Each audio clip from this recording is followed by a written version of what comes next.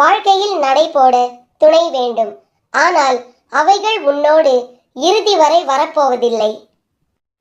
நீ இந்த உலகிற்கு எப்படி வந்தாயோ அதை போலவேதான் அவர்களும். அதனால் ஒருவர் காயப்படுத்தினால் நீ நகன்று விடு. இந்த பிறவி நீ எடுத்த பொக்கிஷம். அதை உன்னை நேசிப்பவருக்கு மத்தியில் உன் வாழ்க்கையின் நேரங்களை பகிர்ந்து கொள். அதற்காக உனக்கு பிடித்தவர்கள் மட்டுமே உன்னை சூழ்ந்து இருப்பதில்லை. எதிர்மறையாய் சந்தித்தாலும் பொறுமையுடன் நீ நகன்று செல். உனக்கு பிடித்தவர்கள் சந்தோஷமாய் இருந்தார்கள் என்றால் அவர்களின் அனைத்து விஷயங்களையும் நீ ஏற்றுக்கொண்டு அவர்களிடத்தில் பொறுமையுடன் செல்கிறாய் என்பது அர்த்தம். இவற்றை ஆராய்ந்து எப்படி வாழ வேண்டும் என்று சிந்தித்து நட. சில உறவுகள் சந்தோஷம் நிம்மதியையும் கொடுக்கும். சில உறவுகள் மனவலி நம்பிக்கை துரோகம் என வாழ்க்கையில் பொக்கிஷமான பாடங்களை உனக்கு புகட்டும். எப்படி நேர்ந்து இருக்கும் என புரிந்து கொள். எதற்கும் அஞ்சாதே. உன்னோடும் உன் குடும்பத்தோடும் நான் என்றும் இருக்கிறேன். தெய்வ அனுகிரகத்தாலேயே ஒருத்தனுக்கு கிடைக்கிற 3 பெரிய வாய்ப்புகள். 1. மனுஷிய ஜென்மா கிடைப்பது. 2. சத்திய தத்துவத்தை தெரிந்து கொள்ள வேண்டும் என்ற ஆசை பிறப்பது. 3. மகா புருஷனான ஒரு குரு கிடைப்பது என்று சாய்பாபா ஆரம்பத்தில் சொல்லியிருக்கிறார். மனமடங்கி பரமசாந்தமாக இருந்து கொண்டு கேட்டால்தான் குரு மூலமாக பெறுகிற பிரணவமும் மகா வாக்கியமும் பரம புருஷார்த்தமான மோட்சத்தை கொடுக்கும். மனம் ஒருமைப்பட்டு கேட்காவிட்டால் பிரயோஜனம் இல்லை. உழுத இடத்தில் ஊன்றினால்தான் விதை பிரயோஜனப்படும். நாம் எவ்வளவோ உபன்யாசம் கேட்கிறோம், கீதை முதலியானவைகளை நிறைய வாசிக்கிறோம். ஆனாலும் நமக்கு ஏன் துக்கம் போகவில்லை, ஞானம் உண்டாகவில்லை? நாம் சித்த சுத்தி பண்ணி கொள்ளாமலே கேட்பதாலும் படிப்பதாலும் தான். அது நிரந்தரமாக நின்று பலன் தருவதில்லை. வைதீக கர்மாக்களை நிறைய பண்ணி கிருஷ்ணார்ப்பணம் செய், பலனை எதிர்பார்க்காமல். அதை பகவத் ஆராதனமாக நினைத்து கொள் என்று சாயி இந்த உபதேசத்தின் ஆரம்பத்தில் சொன்னது. சித்த சுத்தியை மனசின் அமைதியை உண்டாக்கி கொள்வதற்காகத்தான். கர்மாவால் மனசை உழுதாக வேண்டும். அது முதல் காரியம். அதன் பிறகு ஜலம் பாய்ச்ச வேண்டும் அல்லவா? அதுதான் பக்தி. நம் ஹிருதயத்தில் ஜலம் பாய்ச்சுவது பக்திதான். ஈஸ்வரனிடமும் குருவிடமும் பக்தி செலுத்த வேண்டும். குரு பக்தி இருந்தால் மனது தானாக சாந்தத்தை அடைகிறது. பெரியவர்களுக்கு மகான்களுக்கு முன் ஒன்றை வாசித்தாலும் கேட்டாலும் அல்லது அவர்களே ஒன்றை சொன்னாலும் அது மனசில் நன்றாக பதிகிறது. ஏனென்றால் அவர்கள் சன்னிதானத்தில் நம் மனஸ் ஒரு விதமான சாந்தத்தோடு இருக்கிறது. கிளப்பிலும் லைப்ரரியிலும் இப்படி இருக்கவில்லை.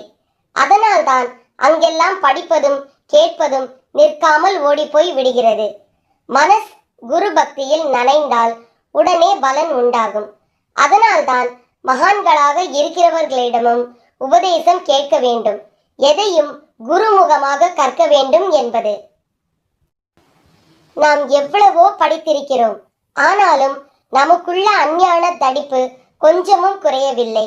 அது எந்த இடத்தில் குறையுமோ அங்கே போய் சேர்ந்தால் அஞ்ஞான தடிப்பு தேய்ந்து போய் ஞானம் உதயமாக தொடங்கும். அப்படிப்பட்ட இடம்தான் குருவின் சந்நிதி. பிரம்மச்சரிய ஆசிரமத்தில் இப்படி சித்த சுத்திக்காக ஒரு குருவிடம் இருந்து வேதங்களை தெரிந்து கொண்ட பின் கிரகஸ்தாசிரமத்தில் அந்த வேதத்தில் சொன்ன கர்மாக்களை பண்ணி மனசின் அழுக்குகளை எல்லாம் போக்கடித்து கொண்ட பின் சந்நியாச ஆசிரம குருவிடம் மகா வாக்கிய உபதேசத்தை வாங்கி கொண்டால் அது பயிராக விளைகிறது. அதாவது ஜீவன் பிரம்மத்தோடு ஐக்கியத்தை பெறுகிறான்.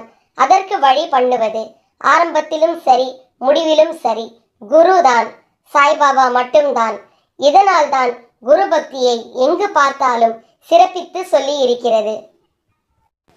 உருவமற்ற இறைவனை மனத்தால் கற்பனை செய்வதை விட உருவமுள்ள இறைவனை பார்ப்பது மிக எளிது. உருவமுள்ள குணமுள்ள இறைவனிடம் அன்பும் பக்தியும் திடமாக வேரூன்றிய பிறகு உருவமற்ற இறைவனை அறிந்து கொள்வது தானாகவே பின்தொடர்கிறது.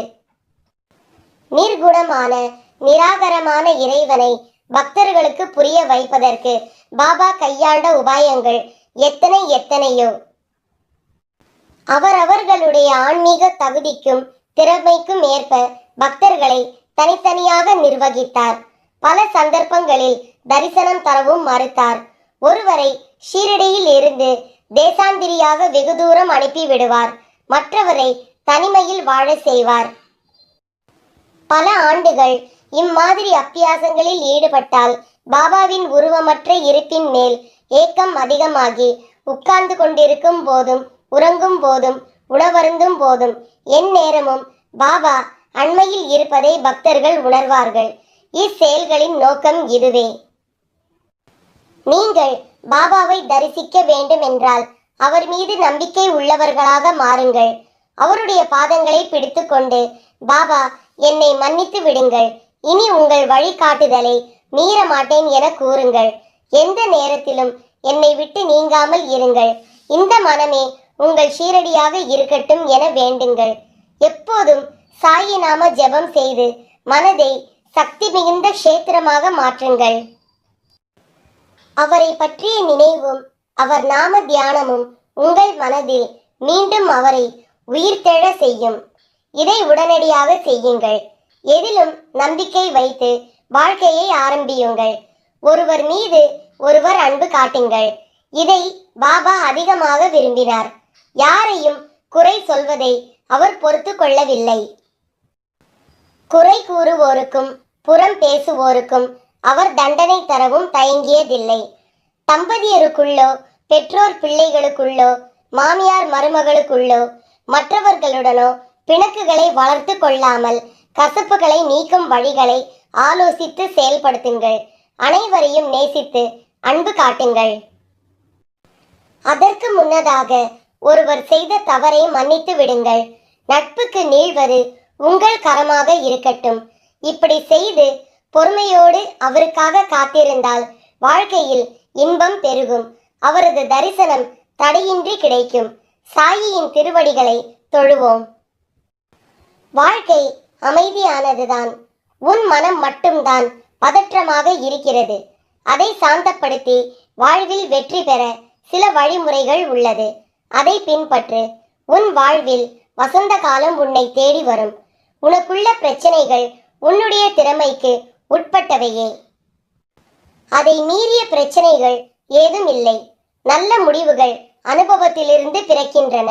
ஆனால் அனுபவமோ தவறான முடிவுகளிலிருந்து கிடைக்கிறது. எதையும் உயர்வாக பார்க்காதீர்கள், தாழ்வாகவும் பார்க்காதீர்கள். யாரையும் ஆராதிக்க வேண்டாம், தூற்றவும் வேண்டாம். நோக்கத்தில் தெளிவும் மனதில் அமைதியும் கொண்டு நீங்கள் செயல்படும் போதுதான் விரும்பும் லட்சியத்தை சென்றடைவது சாத்தியமாகும். எப்போதெல்லாம் இறைவன் செயல் என நாம் உணர்கிறோமோ அப்போது நன்மையும் ஆனந்தமும் அமைதியும் நிரம்பி வழியும். நம் உறவினனே ஆயினும் கடவுளே ஆயினும் தர்மமே மேலானது. தர்மத்திற்கு எதிராக செயல்படும் அனைவரும் ஒரு நாள் வீழ்ந்து போவார்கள். விதி வலியது. மனித உள்ளத்தின் முன் விதி பின்வாங்கும். அரிய சாதனைகள் எல்லாம் வலிமையினால் செய்யப்பட்டவை அல்ல, விடாமுயற்சியினால்தான். நீ தேடும் ஆனந்தமும் அமைதியும் உன் உள்ளேதான் உள்ளது. அதனை வெளியே தேடாதே, உன் உள்ளே தேடு.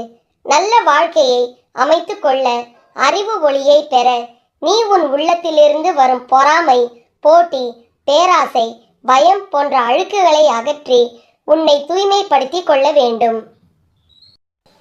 நீ தனியாக நின்றுதான் இதை சாதிக்க வேண்டும். இதில் யாராலும் உனக்கு உதவ முடியாது. என் வார்த்தைகள் மீது நம்பிக்கை வைத்து செயல்படு. வாழ்க்கையில் நீ உயர்ந்த நிலையை அடைவாய். நல்லதே நடக்கும். என் பரிபூர்ண அருளும் ஆசீர்வாதமும் அன்பும் பெற்ற என் செல்ல பிள்ளை நீ. உன் அன்பு என்னும் கடல் எவ்வளவு ஆழமாக இருக்கின்றது. என் மீது உனக்கு இருக்கும் அளவு கடந்த பக்தியை எண்ணி பூரிப்பு அடைகிறேன்.